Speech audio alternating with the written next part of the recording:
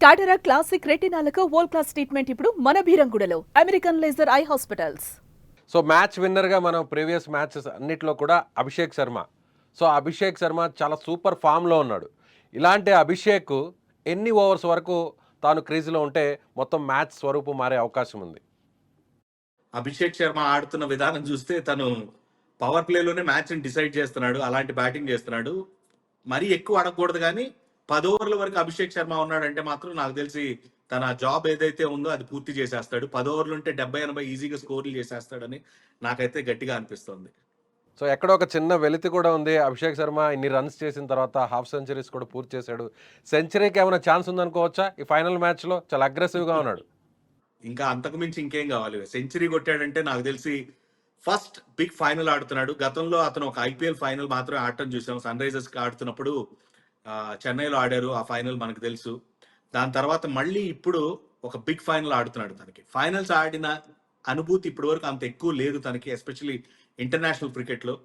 But one of the greatest players in T20 format Yuvraj Singh లాంటి guidance తనకు దొరుకుతోంది కాబట్టి నాకు తెలిసి అభిషేక్ శర్మని చాలా చక్కగా యువరాజ్ సింగ్ ప్రిపేర్ చేస్తాడు. తన మైండ్ సెట్ ని ప్రిపేర్ చేస్తాడని నేనైతే గట్టిగా నమ్ముతున్నాను. And I'm expecting Abhishek Sharma show today.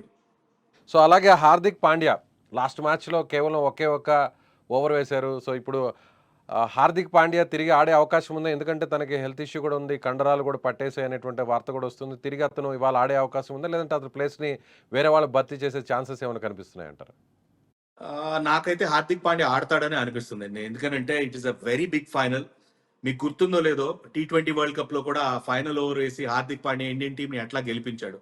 So కాబట్టి is a player of big occasions. పెద్ద పెద్ద మ్యాచెస్ లో ఇండియన్ టీం గెలిపించడానికి తను ముందుండి తనే ముందుకు వచ్చి పర్ఫామ్ చేయడం అనేది మనం గతంలో కూడా చూసాం. కాబట్టి తప్పకుండా నాకు తెలిసి హార్దిక్ పాండ్యా ఆడతాడు. ఎందుకంటే 1-2 డేస్ గ్యాప్ దొరికింది, రికవరీ కూడా ఉంటుంది, ఫిజియోస్ ఉంటారు, మ్యాషియోస్ ఉంటారు. సో నాకు తెలిసి మంచి ట్రీట్మెంట్ దొరికి ఆ 4 ఓవర్లు సరైన బౌలింగ్ చేస్తే సరిపోతుంది హార్దిక్ పాండ్యా నాకైతే అనిపిస్తుంది. ఎస్, ఇప్పుడు జరుగుతున్నటువంటి ఫైనల్ మ్యాచ్ దుబాయ్ అనగానే ఒక రకంగా ఇండియాకి అచ్చొచ్చేటువంటి ఒక ప్లేస్గా, స్టేడియంగా చెప్పవచ్చు. ఇదే గ్రౌండ్లో T20 వరల్డ్ కప్లో పాకిస్తాన్ని ఓడించి మనం వరల్డ్ కప్ని కొట్టాం. మళ్ళీ అది రిపీట్ అయ్యే ఛాన్స్ ఉందంటారా? I think like T20 world cup లో ఒక మ్యాచ్ అయితే మనం 2021లో ఎలిమినేట్ అయిపోయాం పాకిస్తాన్ చేతిలో. అప్పుడు ఈజీగా ఓడిపోవడం కూడా చూసాం. బట్ నాకు తెలిసి పాస్ట్ రికార్డ్స్ కూడా చూస్తే మీరు విజయ్ గారు లాస్ట్ ఒక T20లో ఓవరాల్ రికార్డ్ చూస్తే 13 మ్యాచెస్ ఇండియా గెలిస్తే ఐ థింక్ అరౌండ్ 2-3 మ్యాచ్లు మాత్రమే పాకిస్తాన్ గెలవటం చూసాం మనం. ఎందుకంటే ఆస్ట్రేలియాలో జరిగిన వరల్డ్ కప్ లో కూడా అక్కడ పాకిస్తాన్దే పై చేయింది. బట్ రోహిత్ శర్మ అప్పుడే చెప్పాడు, మన ఆట తీరు మార్చుకోవాలి, మన అప్రోచ్ టువర్డ్స్ ద గేమ్ మార్చుకోవాలి అని చెప్పి. ఎప్పుడైతే అలాంటి మైండ్ సెట్ తో వచ్చారో ఇండియన్ టీం T20 ఫార్మాట్ లో వరల్డ్ నెంబర్ 1 లా ఉంది. మనం లాస్ట్ అమెరికాలోను వెస్టిండీస్ లో జరిగిన వరల్డ్ కప్ లో కూడా ఎలాంటి అద్భుతమైన ఆట తీరు ప్రదర్శించారో కూడా మనం చూసాం. సో కాబట్టి ఫైనల్స్ కి వెళ్ళటం కొత్త ఏమి కాదు ఈ ఇండియన్ టీమ్ కి. ఛాంపియన్స్ ట్రోఫీ గెలిచాం, దానికి ముందు T20 వరల్డ్ కప్ కూడా గెలిచాం. కాబట్టి నాకు తెలిసి డెఫినెట్ గా పాకిస్తాన్ పైన 100% టీమిండియాదే గెలుపు.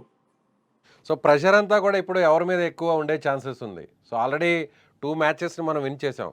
కాకపోతే ఇప్పుడు పాకిస్తాన్ ఒకటే చెప్తుంది, సో ఎట్లా ఓడిపోయినా తమకు వచ్చేటువంటి నష్టం ఏం లేదు, కానీ ఇండియాకి ఫైనల్ ఫోబియా ఉంది కాబట్టి ఖచ్చితంగా ఆ ప్రెషర్ ఉంటుంది. ఇండియాతో ఓడిపోయిన తర్వాత సూపర్ 4 మ్యాచ్లో పాకిస్తాన్ చాలా ఫాస్ట్గా గ్రో అయింది.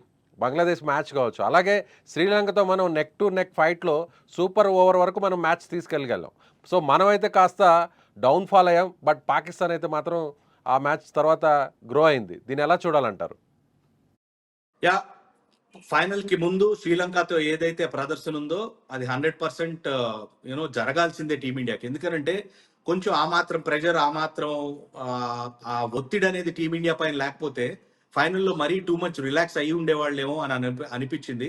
ఒక క్లోజ్ గేమ్ గెలవటం అగైన్స్ శ్రీలంక తప్పకుండా దాని నుంచి చాలా పాఠాలు టీమిండియా నేర్చుకుని ఉంటుందని నేనైతే గట్టిగా నమ్ముతున్నాను. ఈజీగా అయితే కోచ్ గౌతమ్ గంభీర్ ఉంచాడు ఈ టీంని. ఎస్పెషల్లీ మీరు గుర్తుపెట్టుకోండి, పాకిస్తాన్ అంటే ఆయనకి ఎక్కడ లేని ఉద్రేకం, ఎక్కడ లేని జోష్ అనేది వస్తుంది. కాబట్టి ఆ జోష్ మొత్తం టీమిండియా ప్లేయర్స్ లో నింపుతాడు కోచ్ గౌతమ్ గంభీర్ అని నేను గట్టిగా నమ్ముతున్నాను. ఎస్, ప్రెషర్ విషయానికి వస్తారా, ప్రెషర్ అనే వీళ్ళు పాకిస్తాన్ వాళ్ళు మాట్లాడే మాటలన్నీ కూడా గ్రౌండ్ బయటకే పరిమితం అవుతున్నాయి. కానీ గ్రౌండ్లోకి వచ్చేపాటికి వాళ్ళకి అర్థం కావట్లేదు ఏం చేయాలి ఏంటి అని చెప్పి. అందుకే గ్రూప్ స్టేజ్లో సూపర్ ఫోర్లో అంత ఈజీగా సునాయాసంగా టీమిండియా గెలిచింది పాకిస్తాన్ పైన. Right mister Kalyan Krishna. So thank you so much.